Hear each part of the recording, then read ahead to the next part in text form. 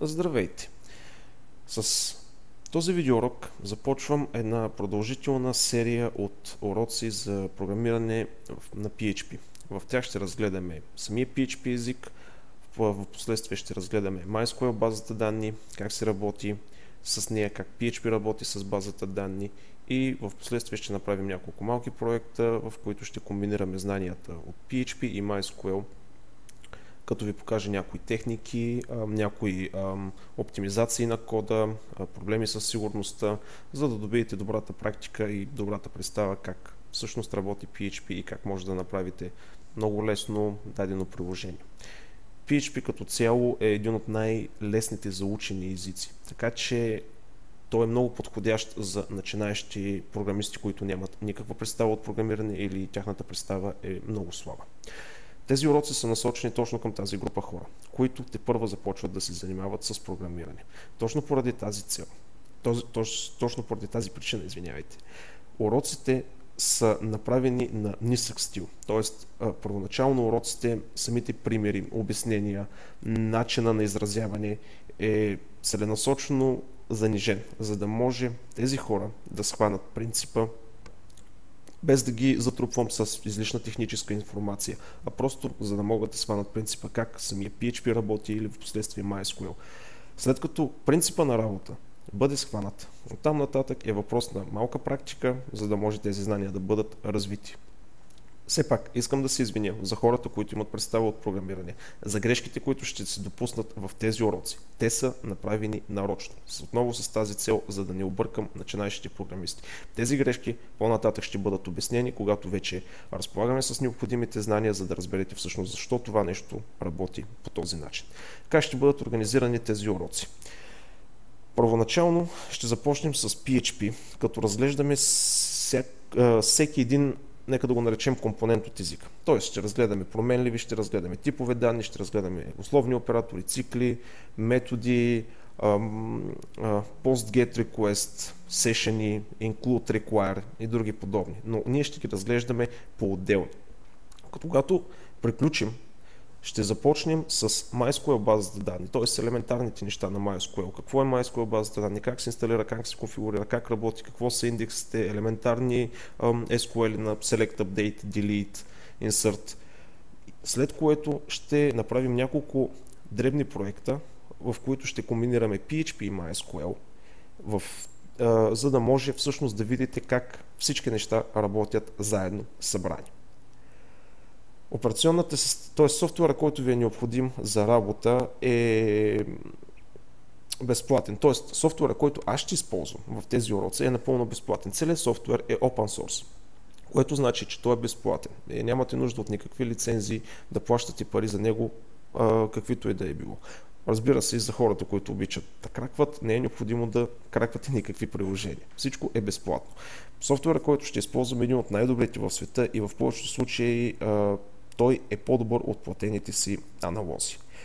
Всички уроци ще бъдат разработвани на операционна система Linux Ubuntu 8.10, но всички уроци ще работят както и на Windows, няма значение XP или Vista, така и на Macintosh.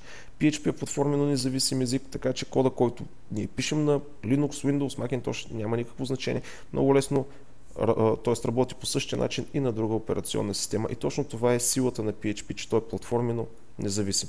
Има някои дребни особености, когато примерно ние пишем на Windows, но след това ще го ползваме на Linux, но те са изключително дребни. Има някои техники, които като цяло изключват тази зависимост.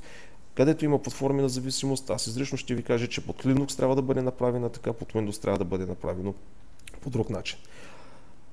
Аз използвам Linux операционната система за разработка и за работа, тъй като е безплатна, тъй като вътре не съществуват вируси и други подобни неща, сигурността е на изключително високо ниво, операционната система е безплатна и е много по-бърза от някои други.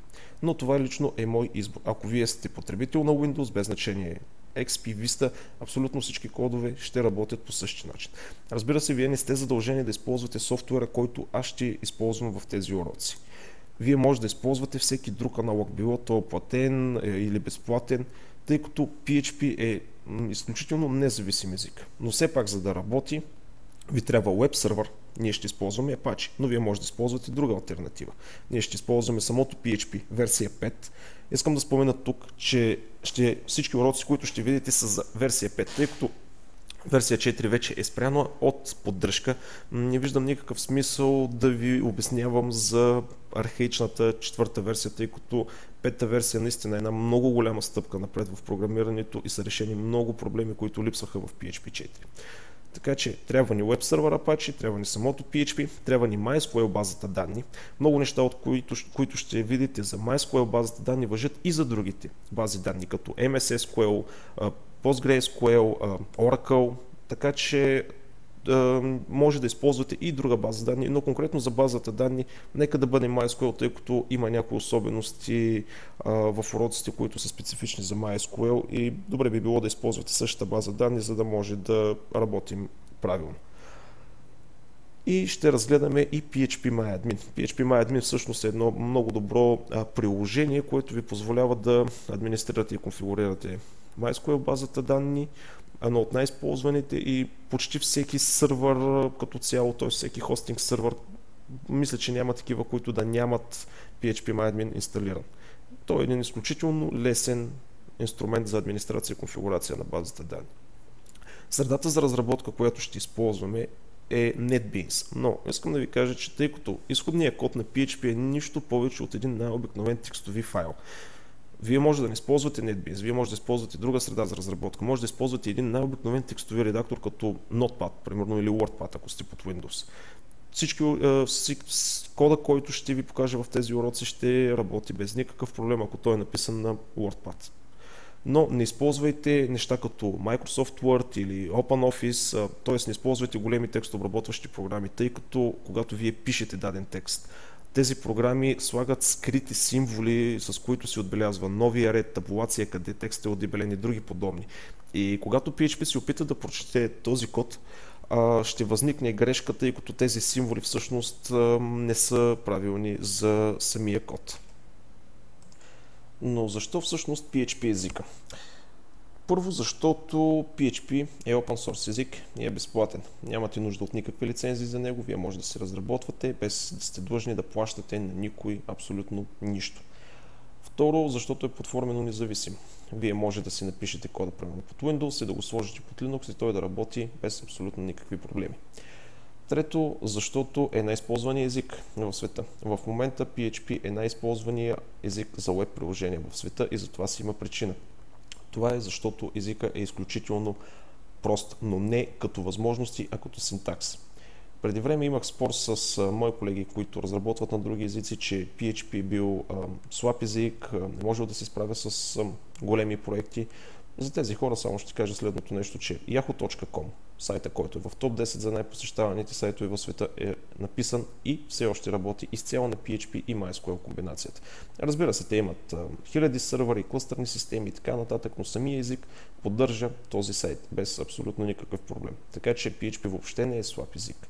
Просто синтакса е доста елементарен. И за хора, които идват от силно обектно ориентирани езици, като .NET или Java, първоначално е леко объркващо, тъй като PHP е слабо типизиран език, но за тези особености ще говорим малко по-нататък.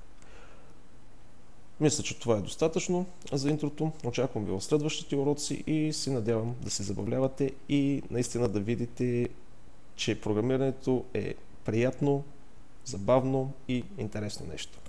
Очаквам ви!